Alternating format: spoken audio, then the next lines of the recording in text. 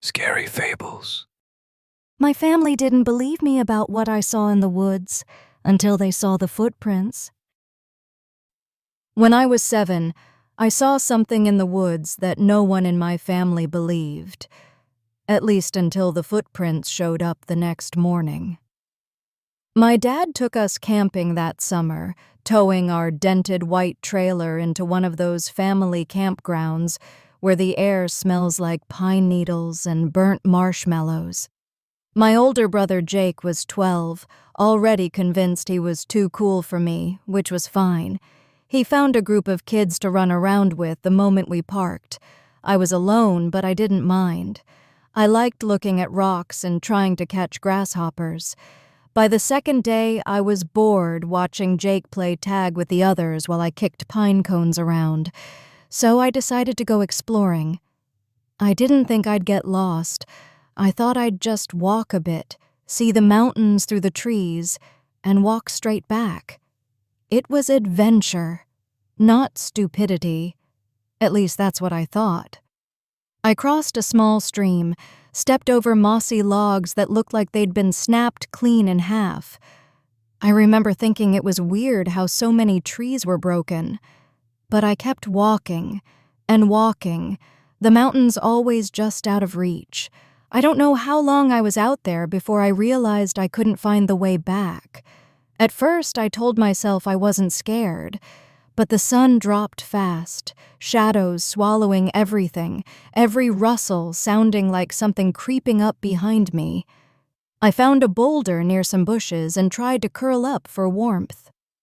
I remember looking up at the moon between clouds, pulling my knees into my shirt, shivering and praying someone would find me. That's when I heard it. A heavy thump that made the ground jump under me. Then another thump, crunch, thump, crunch.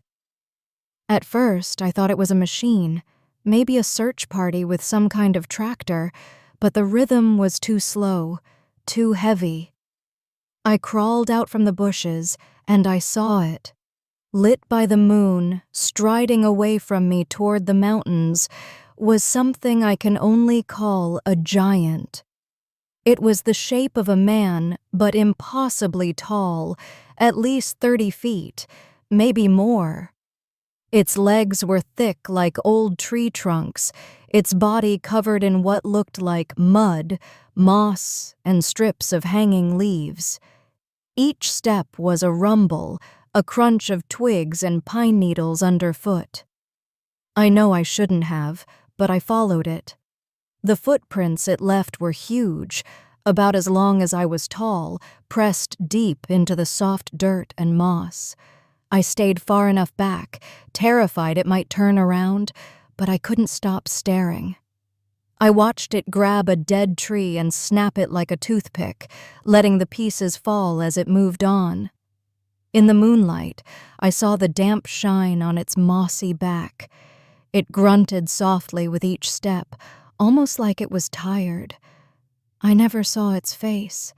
I wish I had. I don't know how long I followed it, but the sky started to lighten, the chill lifting as dawn pushed the dark away. The giant was gone, but the footprints remained, at least barely. The weird thing was, the deeper prints seemed to fade the longer I looked, like the ground was swallowing them up. The snapped trees and scratches in the bark were still there, though. I was hungry, tired, and desperate to get back. I wanted to keep following it, but I wanted my parents more. And here's the part I can't stop thinking about even now. I think the giant led me back. Before I fell asleep, I'd planned to keep walking in a different direction, but when I followed it, I ended up closer to the campground. Later, when a search party found me, I realized I was only a mile or so from camp. Sometimes I wonder if it knew I was there the whole time, that it could have crushed me or carried me off if it wanted. Maybe it watched me sleep. Maybe it led me home on purpose. When I got back, I told my dad, my mom, and Jake everything. Of course, they didn't believe me. Jake made jokes about me being scared of Bigfoot, and my dad told me I had a wild imagination. But the next morning, we found the footprints. They weren't as deep as they were the night before, but you could see them, like shallow impressions, leading from the forest edge back toward the mountains. My dad went quiet. Jake didn't laugh. My mom made us pack up early that day. We went back to that campground a couple of times in later years, but I never wandered off again. I never saw the giant again, but every time I looked at the tree line, I wondered if it was out there, watching. And sometimes, even now, I wonder if there are more of them, if they're watching over us or waiting for us to wander too far. I don't know what I saw that night, but I know it was real. And if you ever find yourself alone in the woods and you hear the ground thump under you, don't follow it. Or maybe do. Another scary fable told. Another night survived. For daily eerie stories and unsettling fables, like, subscribe, and turn on your notifications so you'll be ready for tomorrow's tale. Until then, watch the shadows.